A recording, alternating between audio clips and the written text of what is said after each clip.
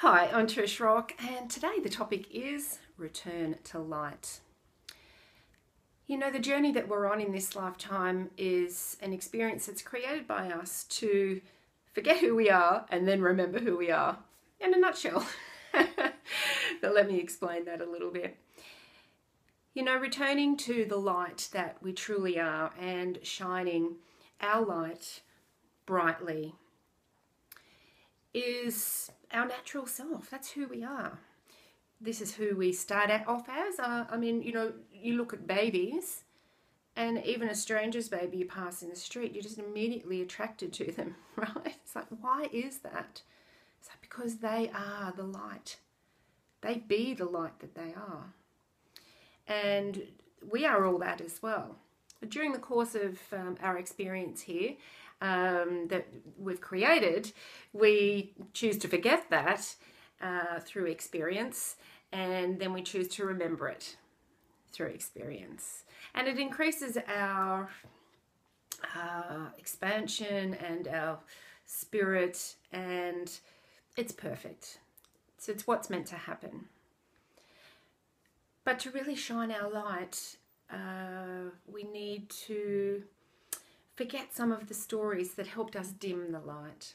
And today I want to share with you 3 experiences that pop up for me every now and again when I'm meditating, or when I have a fear about standing out or shining my light. And I've reframed these experiences now, but I'd like to share them with you, and I'll also share with you how I've reframed them so that I don't let those experiences affect the way that that I can be today. And these little stories might also help you discover perhaps why you're not shining. You know, it's our natural state to just shine and be that beacon of light and love. It's the energy that flows through us. So my first experience that I'll share with you today was when I was late primary school, I think. It was late primary school, probably year 6. And we were doing a play. I was in the drama class and we were doing a play, and I think it might have been end of year concert. I can't really remember. And anyway, we were just doing a couple of skits, and the only skit I can remember was one that we were taking off this nappy commercial, but we thought it was funny, but the audience didn't. But that's another story. So anyway, I'd finished my skit, and someone had asked me to close the curtains, and they're big, you know, we're up on stage, they're big heavy curtains that closed. You needed to do it automatically. So I pushed the button or the lever or whatever it was, and then I heard this almighty crash, and I looked over, and the statue of Mary had fallen and it broke, and I'm like, oh my goodness, I'm going to hell, right? I'm in a Catholic school, there's nuns everywhere, and I've broken this massive statue of Mary, and it was big. I mean, it was only little then, maybe it wasn't as big as I'm imagining it to be, but I thought it was bigger than a person. And it came crashing down, and oh, the guilt and the shame. Plus, on top of that, I knew that my mum was so struggling with finances, and I thought, oh my goodness, she's going to have to replace this now. What have I done? And this whole feeling of guilt and shame and not being good enough, and oh, look what you've done now. All of those little voices were in my head, and you know, it stuck with me for a long time. And so my story from that was, you can't stand up and be in front of people and shine because you're not good enough. You can't be in that position anymore, being yourself, because you always mess it up. And that stuck with me. Now, and I'll share with you how I've reframed all of these after I've told you the stories. So the second experience that I had was, I think I was just a little bit older, not much, maybe a year or so older because my dad was still around, so I wasn't a teenager yet. Anyway, I had the cat, right, as I always have some sort of animal. Right? So I had the cat, holding the cat. I'm coming through the front door of the house, and my brother's there, right in the way, and I couldn't get past. He's sitting there in his beanbag reading, and he wouldn't move for me. I asked him a couple of times, and he wouldn't move. So I threw the cat at him. But here's what happened. I'm the one that got into trouble. I got into terrible trouble, and I think the thing that affected me most was my dad really yelling at me, and I was sent to my room. And you know, that experience, I felt so unjustly blamed. I mean, I asked him to get out of the way, right? So I ended up spending a lot of time in my room after that for many years, and then with some other things that happened, I became very isolated, and I really didn't want to be a part of a life or be around people, because I would always mess it up. So there's those same feelings again, you know, that same experience. Oh, you always mess things up. You're not good enough. You know, you can't express how you feel. You can't express what you're wanting to say because it's wrong. Those types of feelings. And then the third experience that I would like to share to you today was also in primary school. And you will find that a lot of our experiences that have shaped us were in our younger years. So this one's at primary school. Now, my mum was a school teacher, not at this school, but, you know, we always got fabulous help with our homework and everything else. So I was really great at writing, and I still am, which is fabulous. Thank you, Mum. And I was very good at spelling. So we used to have these spelling bees in the class, and I was winning a lot of them, right?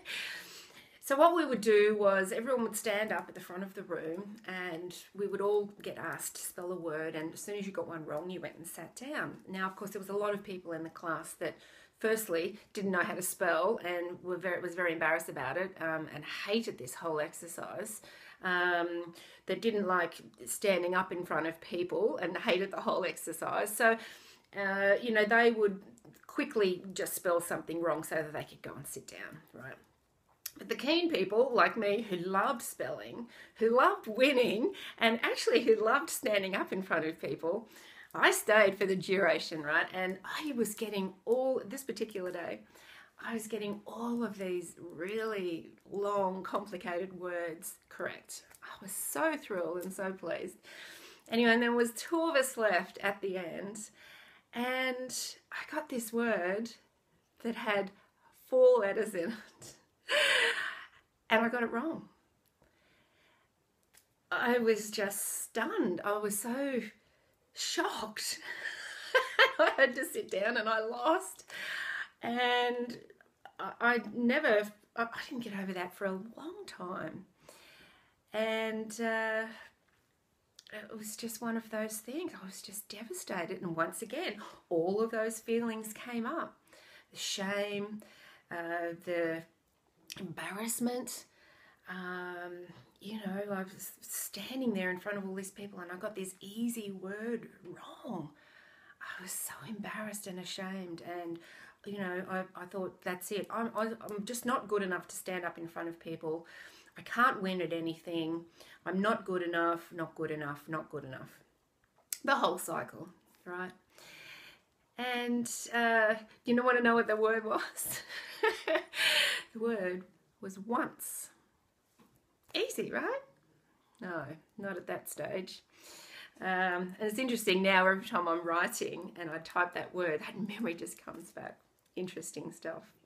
So here's how I've reframed those stories so that I'm got my power back in those situations, right? So the first one with knocking over the statue and everything, I mean, maybe those nuns weren't glaring at me.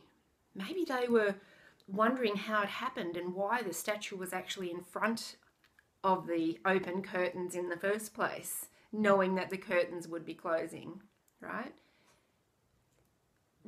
maybe, my mother never had to pay for any of that, which I don't think she did, but at the time I thought she did. So, all of that guilt and blame and shame that I felt, really, there was no need. Now, the second story with my brother, maybe he was going to move for me.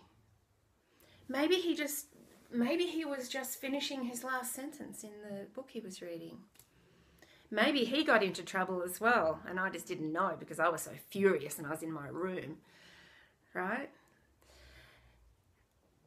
And with my spelling test, you know what? Maybe on that day, that guy that beat me, actually he didn't beat me, I let myself down, but maybe that was meant to happen because he needed the win that day. Maybe that win that day shaped something big in his life.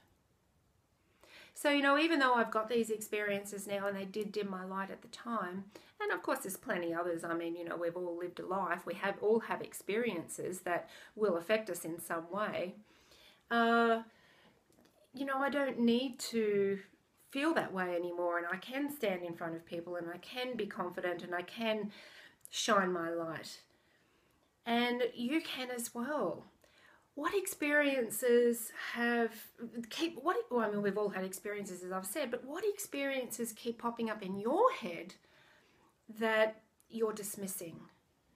And you think, oh, that was just that silly spelling competition, that spelling bee, and I got a word wrong. What is your problem, right? Get over it. But, maybe there was something about that event that did affect you. Now, for anybody who knows me, you know that I'm not into peeling the onion forever, right? I believe that anything that comes up that you are remembering, then just that's what you need to deal with at this time, and you don't need to keep rehashing it, right?